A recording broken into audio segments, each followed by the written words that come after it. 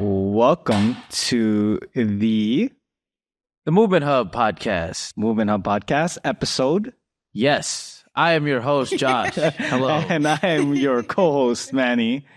And we are on some episode right now. We're still figuring it out. And Plus once that is, Haley said, producer Haley said plus or minus. Plus or minus. It might be 7, might be 6. Yeah, I think we started on 3 and 1 and 2 just doesn't exist. You know, it's like Star Wars. They started at episode 4, and then they had to go backward, and then they went forward. So non-sequential. It's like a Tarantino movie. So as bad as we are doing this podcast right now, when we go to episode 1 and 2, it just has to be ridiculously horrible. Doesn't have to be the case. Oh, you can be like really good on episode 1 and 2, and then 3, 4, and 5, you're like bunking it. Well, hey. In any news, how was your weekend, my dude? It was good. It was Holy Week. It was the holiest of weeks. Oh my God. Yeah. That's it. Like I think we're done with the fish fillets, guys. Some of you have fasted. Good on you. Mm-hmm. Did you fast? Yeah. When I go to sleep. Oh, there you go. 8 hours. 8 hours at least. At least. Everybody knows that we, as health professionals, always sleep 8 hours. Mm-hmm. In our defense, we actually did seafood only on Good Friday. We stuck to that Shrimp. at least. Tuna. We had tuna, sashimi, nachos. Oh, yeah. Wow. Sounds like a jam-packed protein meal to me. Yes. Okay. And Healthy-ish. they slaughtered it with More cream ish than cheese healthy. and sour cream, and I More enjoyed ish than every bite of it. Hey, I saw you came in with a ginger ale, Canada Dry. Oh, Canada Dry. Of Yes. course. Yes. Sponsor us, please. Sure. No shout out. Big soda. Yeah, Let's go. No shout I'll out or sell anything. out for less. Come on. I know sometimes I drink a little bit of soda. Usually I don't. Do your clients ever question you? Like you walk in with a Canada Dry, it's like, Manny, you drink soda? In all honesty, I've never drank soda in front of my clients, but I've drank a buttload of alcohol in front of them. So what is worse? Well, you're drinking alcohol during your session? That's wild. No. Disclaimer. Yeah. I'm Manny not like does not that. drink. I'm not like that other trainer you guys have. Wow. Yeah. Yeah, what are we talking about? Let's not sink each names. other right now. No names. We all know a guy. Look, personal trainers are humans too. Mhm. And we all have our vices, you know? So, a little soda doesn't hurt nobody. Yeah, it's true. In all honesty, I didn't even think that soda was that bad until I got into a YouTube rabbit hole. Oh, gosh. So, now we can segue into the real topic that I want to talk about is, Let's hear it. does living in the information age benefit or is a big disadvantage towards clients or people who have knowledge of this information nowadays? I think we're in a world where we're getting too much information. I think there's a lot of paralysis by analysis going on, and everywhere you look, there's an expert walking in telling me about the dangers of, what did I have earlier? Oh, you can't have almond milk. Do you know almond milk is like, hey, these people who they were against milk, so we're like, hey, almond milk is healthier. Normal milk is bad for you. So they started milking the almond one by They one. milk the almonds from the teat of the almond. Now it's cashews, oats. What do we have now? Coconut milk. Coconut milk. Rice so they're milk. just milking. Milk. They're just milking everything. Milking all these almonds just left and right. Is that how they milk an almond? I don't know how it works, first And of then all. they go back and they're like, well, so I'm pretty sure there was a lawsuit somewhere that says it's not milk, so it's false advertisement. Now it's like oat drink, almond drink, because they said it's not milk. And yeah. The point is, anyone can go into any rabbit hole, and I think what a lot of people delve into is just a little bit of confirmation bias. You will read something that you want to believe in, and all of a sudden it becomes gospel in your world. And it's sort of like you sort of just got to pick and choose, and almost like faith like it was this past week. Mm-hmm. You just have to believe in it. Mm. Do you ever study any of these topics that contradict your beliefs? Do I study? Contrary to belief, I'm actually open-minded. So I will read up. If someone has something that's very, against the grain, I'll read into it. I'll dwell deep. I'm not gonna go into like conspiracy mode right away. Not right away, but not right eventually. away, Yeah. but eventually I'm radicalized right after. Mr. Renegade. Mercury's in Renegade. retrograde. That's Hey, why hey, these hey. past 2 weeks suck. Mercury's orbit does go the opposite way. This is Oh. a scientific fact. Uh-oh. But what does that mean for us? It means that if I was not a nice person to you, don't blame it on me. Blame it on Mercury. Blame it on Mercury. Yeah. Too much information, good, and has its bad. It's based off of the beholder of this information and depends on what you want to do with it. And people have to be as objective as best as possible. Try to find the research. Now, is everybody going to look at the annotations and find out where all these research backed up, whatever scientific based information and research is going to come from? I don't think so. I think we have more important things to do, like pay the bills on April 1st. Rent is due. I have taxes coming up. You have done your taxes, obviously, because you're a responsible person. Of course. Yeah. I So- pay them fair and square, by the way. Very good. What are we trying to do? Cheat the government? Never. Never. I Never pay wanna my do that. taxes all the way to, I pay extra Yeah. Yeah. just to say I'm a good citizen. Yeah. Mhm. I'm here for the infrastructure, the roads and whatnot. Yeah, yeah. But where was I? I got lost too. But Information. Speaking of rabbit hole. Yeah, You're information talking about too much and not and getting into the annotation. Yeah, like you're not really gonna look and read all the research all the that's coming. sourcing. And whatever. It's And it's sort of like, accurate. hey, does it track? Are other people backing it up? Maybe there's an article on PubMed. Maybe there's some stuff from the University of whatever. But if it's like just a research that's done like, hey, I've asked 7 people in my barbershop and they all agree that this is whatever, ginger ale is bad for you and you have a few months to live, then, That's why you have to balance it out, guys. yeah. What are you gonna do? What are you gonna do with that information? Like, hey, I call it barbershop talk because it's a lot of guys in a barbershop,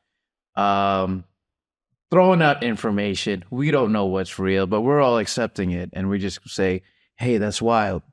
That's crazy, man. All right, cool." And then they leave that information after they get their haircut. There you go. I think in the information age, it can get too much for some people who wants to know all the nooks and crannies about something. Like a good example would be talking about the topic and more information about sleep. Right? We all know that we should probably get anywhere from 6 to 9 hours of sleep because that's what they've said a long time ago. 9 is a lot, but in a perfect world, 9 hours would feel amazing. Sometimes too much sleep is like you will have the reverse effect. Agreed. I don't think 9 pierces into too much sleep just yet. I think a little bit more than that. I'm gonna have to go with you on that. Yeah, I think 9 is probably where it caps off. But then again, it's about the information age. Before all of this information on the internet, people just told me you should be sleeping, 6 to 9 hours every day. And it was pretty simple, You believed it. You had no other topics or no other information to, go against that idea. And even now, with a lot of people and scientists talking about sleep and how much sleep you should get and how it affects you the next day, I think ultimately the main topic of that is you should probably just get more sleep. Yep. Same thing with exercise, right? You could do X, Y, Z, A, B, C, D, the whole alphabet soup of exercises, but all down to the core, you should probably just start with 2 to 3 days of working out, push something, pull something, run and do some kind of cardio and abs. So I think it's pretty simple. when it comes to what we should do, but I think the information age has definitely made everything a little bit more complicated. Absolutely. I think, like all roads lead to Rome, and there's a lot of common things that a lot of people are saying. And if you reach out to the professionals, they'll say the same exact thing. Hey, you need 8 hours of sleep. Hey, you need to add veggies to your meal. Eat protein. Drink more glasses of water. Drink some And water. not too much, because then if you drink too much, you could get water intoxication. That's a real thing. I think drinking too much water is probably a problem for 0.1% of the world. That's correct. I feel What do like you not think? a lot of people get enough water water. intoxication can happen when you are drinking too much water. You start getting dizzy, lightheaded. Wow. Some people have to get pumped for it. Wow. There's been people that have sort of like when you have a concussion, if you drink too much, there's a thing that happens where you have to go to the hospital and they have to assess it. Then they look at like, oh, how is your pee? It's a whole thing. Like you could cause brain damage. It's like drowning essentially. Your intake of water could get to the point that even though you monitor it, you actually might slowly drown yourself from drinking too much water. Do you think you've ever got close to that? No. I don't think anybody really What about you, Haley? I have actually. Wow. I was close. Like I was like, oh, why am I getting headaches? And it got to the point that there is such a thing. If your urine is way too clear, that's a sign you drank too much water. It should have that slight yellowish tint to it, but it shouldn't be like water clear. Interesting. Yeah. Not from experience. Like, at the end of the day, I just think that it's the basics that people should really follow, and it's not these ice baths. There's fats. There's influencers. It's not like, it happens. It's these special classes that you jump on a surfboard and then you're picked up by aerial drapes. I think it's just like lift some weights, have some resistance, go out for a walk, get some sunlight, and then you're gonna be like, oh my god, did you know that too much sun rays is going to too much of anything, moderation is anything. Like I think like having a glass of wine is fine. Having too much glass of wines, and now you're telling the truth about everybody you know, and that's the bad thing. And you're texting your ex. And you're texting your ex, which is like, hey, what could be worse than that? Don't do that, guys. Don't text your ex. Also, check your sources, because some people in the information age maybe not do like a source as like, you saw some bloggers talk about it, and then that's now Bible. I'd say, for example, and we could go do this topic one day, dry scooping your pre-workout. Oh, I actually love doing that, honestly. I like snorting it through my nose. Really? On dollar bills. I've tried it before and it does not go down. I'm not even joking. It does not go down. We were talking about, there was a study on it that says like it could, for some it works. For some, it could actually increase their heart rate to dangerous levels. Wow. Because it's not diluted. Huh. So yeah, moderation. What was your first experience on pre-workout, if you remember? Oh boy. Someone gave me a sip during CrossFit. A sip. And then I was like, oh, whoa, wait a second. Like, my teeth were chattering. And I was like, I've never had this much caffeine before in my life. Wow. So like I could drink coffee, but to that point I was like, oh, I feel like I could keep up. I could do more. And then I do think caffeine is very addictive, and I have not worked out without pre-workout ever since. Josh, what was your first experience with pre-workout? I think like, we've all taken Jack 3D. You've taken C4. Who's we? Yeah. All of us. It's a rite of passage when you go into That's the devil's dust. Into your young 20s. Everyone's, had a little bit of the snow bunnies here and there. No, but I did what everybody took, and now C4 is like everywhere now in like energy cans. They are. Celsius is like Celsius sponsor us. I do feel this goes into like topic for the next show. Yeah.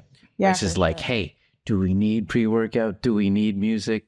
But that's a topic for another time. Right. Yes. But I think good old fashioned caffeine from coffee, from tea, pure will and determination is definitely like a good thing to like get you going. And I think this is where the positive side of the information age comes in with caffeine, right? There is a point where it's too much caffeine that it doesn't really affect your performance more, but can just do so many negative effects to your body. And I can't list them down right now because I haven't done extensive research on it. But it's like when you take a pre-workout, right? You take maybe like half a scoop and you're good. But if you take like 3 scoops, good luck surviving. You are not going to sleep for a week. Exactly. And it's good that we should probably know the information about how much caffeine that our body can handle at a specific time, which insert information age. Maybe there's some benefits to it. I think like, hey, the capsule says, hey, take 2 scoops and everybody's going to overdo it. Again, it's on the user. And a lot of people, especially those that live we're in the city, we're overworked, we're under-recovered, and a lot of people they need a rush is what they're looking for. And it does feel good. Everything is in moderation, and some people shouldn't be trusted with anything. Okay. That's my thesis. I will say this is a good segue into the topic of motivations, because feeling good is an intrinsic motivator, right? Like something that makes you feel good, you keep going, and caffeine can do that. Caffeine could give you that extra kick. Hey, I'm more capable to get through this workout because now I have the energy to do it. Because otherwise, if I don't, I'm not going to get up at 5 o'clock in the morning to get my workout in. So what do you guys think about motivators and how that gets you by through a workout? Motivators. Let's talk intrinsic first. Yeah.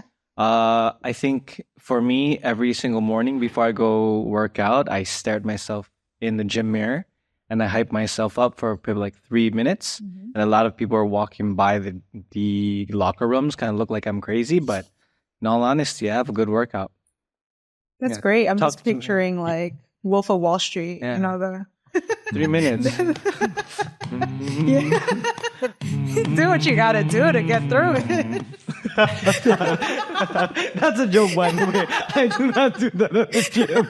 I can only imagine walking by. You're gonna have a good workout, man. Look, lift that shit. As cheesy as it is, there's something to it. I don't do it, but there's a lot of people. I think self-visualization helps. Yes. Before you attempt to do in powerlifting, from my experience, a lot of times you got to see yourself lift up the weight before you actually physically do the weight, and then you actually have a more beneficial thing. A lot of people are defeated prior to because they're thinking about what could go wrong instead of visualizing what's happening right. And that's people are wired differently. I can't figure out why people are who they are until proven otherwise. But people have different motivators. You are the type of person that I feel like uses positive reinforcements. And I'm the type of coach who will use negative reinforcement because that is my Asian parenting style. I think I use both strategies, but majority of the time, yes, positive. Like I'm not going to tell my client to not be a bleep and not lift that weight. Right. But to myself, when I'm lifting in the gym, be like, don't be a bitch and you better lift this thing off your chest. Yeah. So I guess it depends on who I'm talking to. Yeah, it actually depends on the person. Some people respond more to intrinsic and some people respond more to extrinsic. And then even there's positive or negative. So give us really an depends. extrinsic motivator. Extrinsic motivator. I'll give you an example like having a wedding to get ready for. Okay. That would be extrinsic because now you're setting the goal. and that's something to work towards. Or extrinsic would be something like a competition, marathons, High rocks. yeah, June 1st in New York City. that both our hosts are partaking in. Yeah, you'll see us there, guys. Yeah. Whoever loses between us two gets thrown into the Hudson River. Oh, that's a motivator right there. Yeah, avoiding hepatitis by the Hudson. I'd be more concerned about other diseases, but we can call it a hepatitis. For sure, there are other things that I'll are be there living. where all the bodies are, where the mafia dropped them. Okay, extrinsic Extrinsic. motivators. Yes. What has been your extrinsic motivator to get you to a specific goal that you I had think in I'm life? all about extrinsic motivation. I'd like this. If I don't have a goal to reach, I believe my training is very not as motivating. You know, it's very haphazard. I'm just going through the motions. But if I have something to look forward to, is like I got to do this because I signed up for it. I put my money. I blocked out my day because I'm going to be there. And if it's a high rocks, then, or if it's a golf, if it's a solo sport, then you want to focus on performing at your very best because you will have a lot of eyes towards you, much like the performing arts, dancers, singers, anybody in acting. They have a lot of eyeballs at them and they have to know they have to be at their very best. And there's those that are in team sports or in competition where they have other people who are competing on the same day. And it's sort of like the fear of losing is sort of that intrinsic motivation that they are trying to get through. But the extrinsic motivation is the day of the competition. Yeah. So they have two things going for Yeah, them. like extrinsic would be the fear of losing in front of people. Correct. Yeah. Yeah. And an intrinsic would be having the fear of how people would think about you when you lose. Is that a fair assessment? Yeah. Yeah, it's more like, oh, if this for me, that's gonna bog you down. That's your intrinsic. Extrinsic is just like, well, people are looking at me. Yeah. And I they're feel gonna like see me suck at something. The day of competition, people sort of, lack of a better term, choke under pressure due to Too much. the fear of underperforming. Right. And I think that gets to them too much where it weighs them down. They get fatigued easily and everything just gets heavier. I've seen it. I've seen it in powerlifting. I've seen it in martial arts. A lot of people just get defeated by the moment, And I think that's why, off topic, but exposing yourself to sports at an early age is very important. Exposing yourself to piano recital. If we're all Asian kids, we've all had to perform. We've probably been forced to perform in front of forced to family. perform in front of people. Play that piano. Do that violin. Better sing in that karaoke. Yeah. So it's a healthy dose of trauma goes a long way into performing later on in life. Agreed. So how do you think we can use, or people can use, extrinsic and intrinsic motivators in order to move them closer to their goals? I'll give you an example. Go ahead. So I think, like how you mentioned, how people put things on the line, where at least for me, whenever I go and do something, I'm trying to do the New York City Marathon, and I'm eventually going to create a goal time that I want to accomplish. I'm going to make it a little bit out of my reach, and if I am not able to reach that, I am going to have some kind of consequence for myself, so that when it's game day, all I can think about is being able to beat that time. Yeah. So that's how I use extrinsic motivators in order to help me push myself to a higher limit that I hold myself to. Do you think that's good or bad? I would say from a psychology standpoint, because you're giving yourself accountability, that makes the goal more than just a goal. You're saying there's something actionable that's part of it that holds you accountable where there's consequences. So that way, I mean, goals are set and people meet them or don't. It's not necessarily the actual motivation or, we talked about in a prior episode about self-efficacy. when it comes to making goals, that doesn't direct a lot of people, because people will say, oh, I have a goal every new year to lose weight. And then there's no actionable steps. There's no consequences. There's no plan, accountability, any sort of measure. I think because there's no deadline. Right. But that's the accountability part. If you set yourself a deadline, that's an actionable step. If I do this by this time, now that is towards my goal. Right. I think like a wedding date is a tangible deadline. The June 1st High Rocks is 8 weeks from now. That's a tangible thing. It's going to happen. What are you going to do when the clock countdown ends and you have to show up and you have to be there and perform, or you have to show what the fruits of your labor? Right. I think that's what it is. I think like that's why New Year's resolutions don't work, because people put out extrinsic goals with no timetable. And I think it falls. A lot of people procrastinate because that's in our nature as human beings. It's a balance, because you can't change a behavior right away. You're starting something new, and there's difficulty in that when you're trying to change your existing behaviors, because by nature, you're going to revert back to your old ways. So when you're starting something new, there is a balance of extrinsic and intrinsic that has to come into play. So what do you think about, so let's say you have a goal of wanting to lose 20 pounds, right? Or somebody has a goal of losing 20 pounds by, let's say, 5 months. I think that's quite attainable.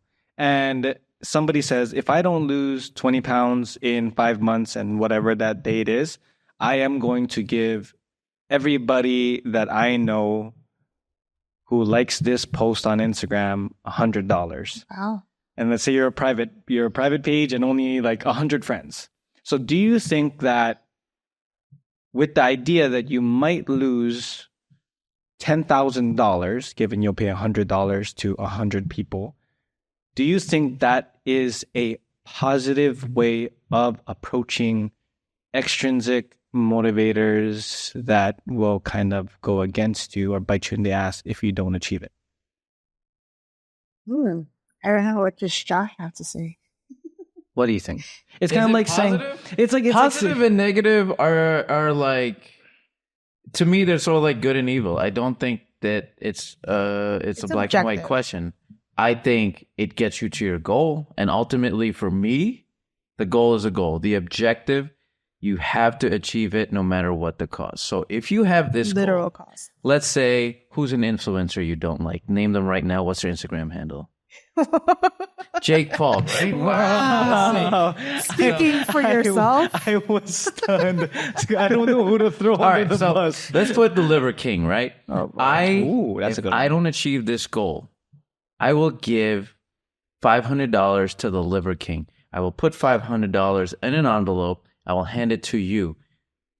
Put the stamp there, and I'm like, I have to achieve this. I will show you I will achieve this at this date. And if I don't, you send it to the Liver King right away. All right. Now he gets $500 because he could get that sweet, sweet liver juice right into his veins. You know. What do you mean on natty, bro? That's right. That's right. Allegedly. Allegedly. The natural tenants. Sure. And I think it's like, man, I don't want to give that money to that fucking guy. So I'm going to work day and night, make sure I achieve what I want to get to. Now, was that healthy? Debatable. Was that the right thing to do? Who's to say? But, and again, I'm only speaking for myself. In my world, you got the job done. The goal was the goal, and that's what it is. Like, could we be more positive? Can we be more healthy about it? We do this because intrinsically we feel better and we achieve something that we could never had, or do we achieve the objective? Depends on the client. Depend on the client. It really does depend on the person. Find out what they like. If you're a Democrat, I will give your money to the Republican Party. If you're a Republican, I will give your money to Hunter Biden so he can get more stuff. Wow. Yeah. You know? So your choice. What do you want to do? Planned Parenthood. Yeah. I'm going to give my money. Exactly. I'm gonna give it to Planned Parenthood. You know? I think that's a great idea, Manny. I love that manipulation you're using for your clients. I approve of these tactics. you circled it all the way back to me. I love these would tactics. work. I think I want to use it for myself. I'm going to steal that idea. So you are more extrinsic based, is what you're saying. Sure. I don't have feelings, so But I think this works for me. Negative extrinsic, because you're saying there's consequences. It's the that Asian, would be negative. It's the Asian parent in me. Like, I just have to have that thing. Like, if you don't do this, it's going to go to this or else. Yeah. I don't think I've ever approached anything that way where I use negative extrinsic motivators to get me to my goal. One, probably because most of the time I think that I will not do it and actually just pay the price at the end. But I haven't tried it before. So maybe this time around, maybe next year, I do the New York City Marathon. If I don't do it at a specific time, I'm going to have to figure that out. Oh boy. Everybody who's listening to this episode and likes it and comments on the description or in the comment section, you get each a 5-second hug from me. 5 seconds. Every single one of them. Hear that, Josh? Yeah. I need to put the stakes higher. All right. Oh shit! Like I thought that was high enough. I think you should give everybody a nice kiss. Wow. I'm still trying to keep my job. Hey, we're trying to not get a case, That's for true. harassment, and also Christina's not gonna be helping. That's true. You're right. No Diddy, guys. Yeah, Sorry, no, we're not no, trying to do stop. that here. Whoa. Hey, hello. Speaking of Yes. helping clients to build more muscle, but don't want to gain any weight in the process, Oof, that's hard. what is the best approach? They want to gain muscle. They want to gain muscle, but they don't want to gain fat / gain weight. What is the best approach? How do you approach this situation? First conversation that you have. Yeah, how do you guys approach that and debunk any sort of I misconception smirk. about it? I smirk. And I think that sets the tone for the question. Okay. What about you? You know how hard it is to gain muscle?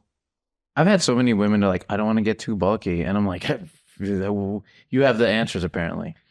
It's so hard to gain muscle. I think it's harder to gain muscle than it is to lose weight. Agreed. It's one of the hardest things to do. You want to gain muscle, you really gotta work with it, and it's really about diet and what you eat. You gotta really Protein. lock it in, get the protein, get the gains. carbs. Honestly, like rice and potatoes. Drink is that really- Celsius, baby. Yeah. So, I was gonna say it's gonna take a lot of work. I think you're gonna have to reach a couple failures before you get it right, and it's gonna require some dedication. Now, is it in your lifestyle, in your daily habits that you're able to achieve this? You have to answer yourself that question. And I just walk away. Yeah, for me, I normally just smirk first, again, just to set the tone for the conversation. And majority of the times, I've taken this a couple of different routes. And if it's a guy, I normally ask them, look at me. Do I look ridiculously jacked to you? And most of the time, they say, oh, you look like you work out. Which kind of hurts my feelings a little because I've been working out like crazy for the past 12 years, 13 years. And in all honesty, sometimes I'm very happy that they look at me and they're like, oh, yeah, you look like you work out a little too jacked, but not that much. Then I tell my story, right? So they can empathize with how I've went through this whole process. And I always try to get to the end point of communicating that this is actually really, really, really, really hard to achieve. And it's something that you probably need to do day in and day out to even get somewhere near where I've accomplished. Now, I'm not the most jacked guy on this planet, but I think I work out enough in order to show that, yeah, I do work out. So usually it's when I have those conversations, I say, let's just work out, keep on lifting and putting some heavy weight off of your chest, off of your shoulders, pulling down some, heavy weights, doing some pull-ups. And let's see where it takes us. Yeah. And That's maybe in 2 years, you're too jacked, and then we just stop working out. I think that's like the right approach. I think it's the only way to approach, unless they like, hey, I want to do a bodybuilding show. Then you got to give a really detailed program. But for the most of people, bodybuilders are too cheap to come hire us. One, Wow. I said it. Two, Into the mic. yeah. And two, like majority of people we deal with are just average 9 to 5 people. They'll show up 3 days a week. And they want to achieve these things. And honestly, if you really want to build muscle in a considerable amount of time, you got to show up 5 to 6 days a week. You know. So what are your thoughts about how much you're eating? On the off side, right? Because you could work out every day, and then some people are just like, why am I not looking like this? Yeah, or, you know, as trainers, what do you guys have to say about like the balance of eating and how important that is?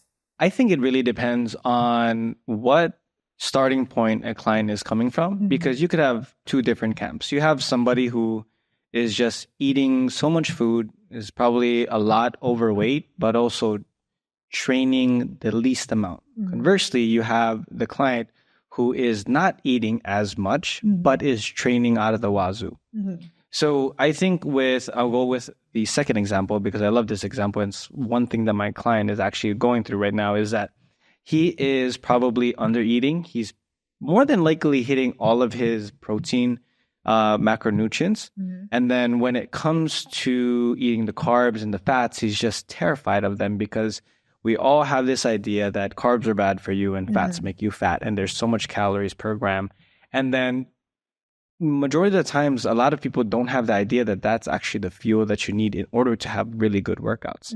So at least the way that I see it is that if you eat enough, you put enough gas into the tank, you can make that Ferrari go fast. Yeah. But if you don't have gas, you're not going to go anywhere. Premium.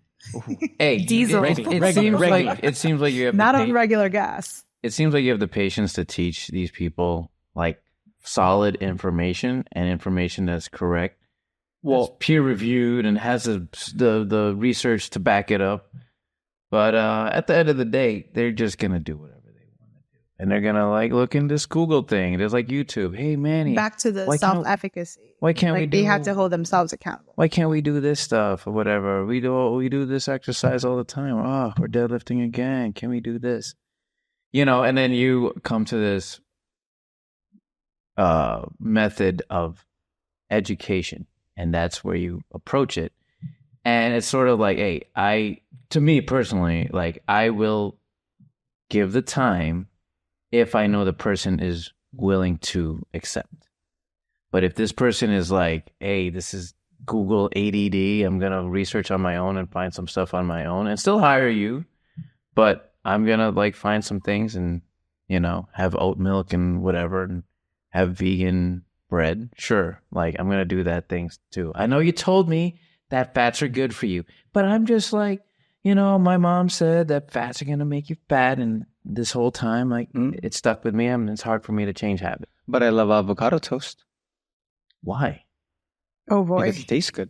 And it doesn't make you Haley, fat. as a person from Brooklyn, what are your thoughts on avocado toast? Okay, first of all, I don't mind avocado toast.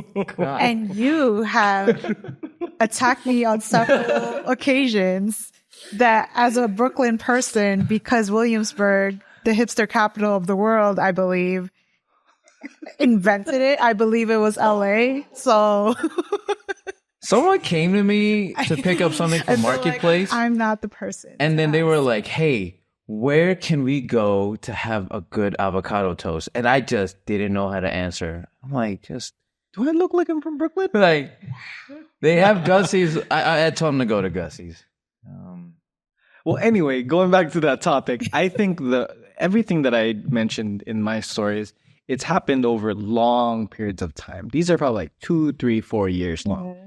And I think even by repeating the same message over and over and over, I don't think that simply one day they'll get what you're saying, right. But one day that they'll recognize that somebody else or some other sources said it that validates what you said, confirmation bias, and then they'll start believing you. So I think for me, again, going back to this whole story about people being afraid and misinformation, I guess, with this topic is that a lot of people should try different routes and different avenues that work for themselves.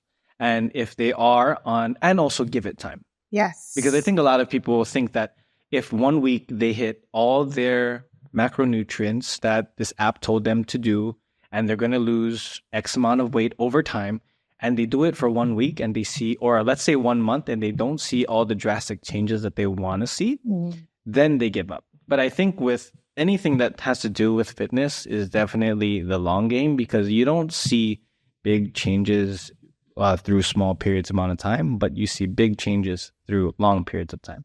And consistency. But that's a message. That's a product you and me are trying to sell. We are trying to sell a long journey.